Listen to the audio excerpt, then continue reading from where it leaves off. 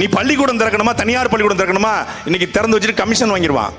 அன்னைக்கு சங்கர ரெட்டியார் காங்கிரஸ்ல சட்டமன்ற உறுப்பினர் போய் கேட்கிறாரு, மூலகருப்பட்டிலையும் முனஞ்சிப்பட்டியிலும் திறக்கிறாங்க.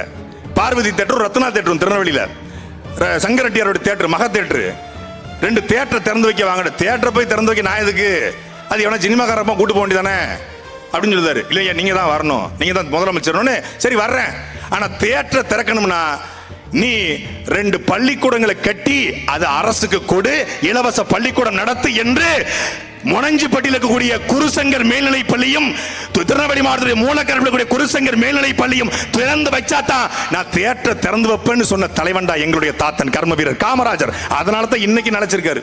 ஆனா கடைசியா வேதனையா ஒண்ணு பதிவு பண்ணிட்டு போனாரு. கூட்டத்தை பேசிக்கிட்டு இருக்காரு, பூரா ஓடுறான். கூத்தாடி பின்னாடி போ, அவன் கூத்தியாட்ட நாட்டை கொடுத்துட்டு போவான், ஓடுனாரு.